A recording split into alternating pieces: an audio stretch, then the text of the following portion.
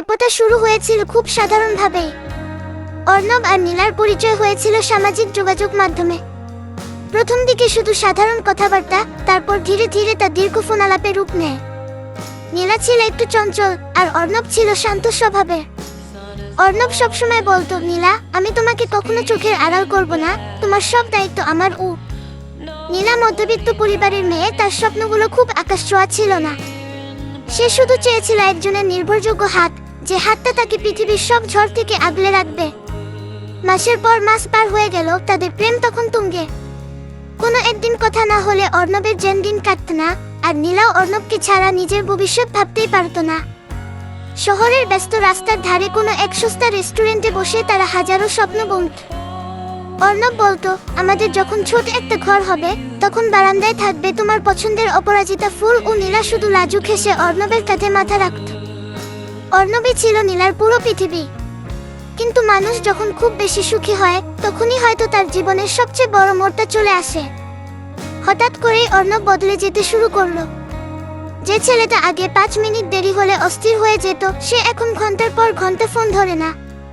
Message দিলে reply আসে অনেক দেরিতে, তাও খুব সংক্ষিপ্ত। ওকে, বাকি ব্যস্ত আছি। নীলা ভাবত হয়তো কাজের চাপ। সে অর্ণবকে আরো বেশি সময় দিতে লাগল, আরো বেশি যত্ন নিতে লাগল। কিন্তু অর্ণব যেন দিন দিন ধরা ছোঁয়ার বাইরে চলে যাচ্ছিল। কোনো একদিন নীলা অনেক কান্নাকাটি করে জিজ্ঞেস করলো, অর্ণব, তুমি কি আর আমাকে ভালোবাসো না? অর্ণব উত্তর দিল, তুমি ইদানিং বড্ড বেশি আদিক্ষেতা করো নীলা। আমাকে একটু একা থাকতে দাও। সেই একা থাকতে চাওয়াটা যে চিরস্থায়ী বিদায়ের সুর ছিল, নীলা তা বুঝতে পারেনি। অবশেষে একদিন এক মেঘলা বিকেলে অর্ণব নীলাকে শেষবারের মতো দেখা করতে ডাকল। অর্ণব এল ঠিকই, কিন্তু তার চোখে সেই আগের মায়াটা ছিল না। খুব ঠান্ডা গলায় সে বলল, নীলা, আমাদের আর সম্ভব না। আমার পরিবার থেকে বিয়ে ঠিক করেছে, আর সত্যি বলতে আমি তোমার সাথে নিজেকে আর মানিয়ে নিতে পারছি না। তুমি বড্ড বেশি আবেগপ্রবণ। নীলার পায়ের নিচের মাটি যেন সরে যাচ্ছিল। সে অর্ণবের হাত ধরে অনেক কাকুতি মিনতি করলো, তুমি না বলেছিলে আমাকে ছেড়ে কোথাও যাবে না? আমার কি দোষ ছিল? অর্ণব কোনো উত্তর না দিয়ে হাতটা ছাড়িয়ে নিয়ে শুধু বলল, মুভ অন করো নীলা, জীবনটা অনেক বড়। ব্যাস এইটুকুই। অর্ণব চলে গেল, আর পেছনে ফেলে রেখে গেল কয়েক বছরের জমানো স্মৃতি আর একটা জ্যান্ত লাশ। অর্ণব চলে যাওয়ার পর নীলার রাতগুলো হয়ে উঠল বিষণ্ণ।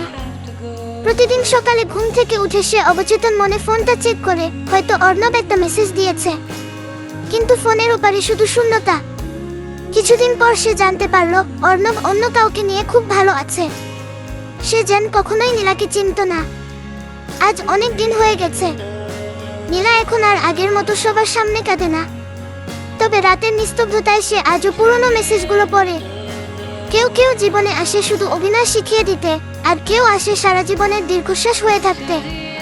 ছেলেটি চলে গিয়ে হয়তো মুক্তি পেয়েছে, কিন্তু মেয়েটির জীবনে রয়ে গেছে এক অসমাপ্ত গল্প, যেখানে প্রেম ছিল সোলানা, কিন্তু পরিণতিতে ছিল শুধুই শূন্যতা।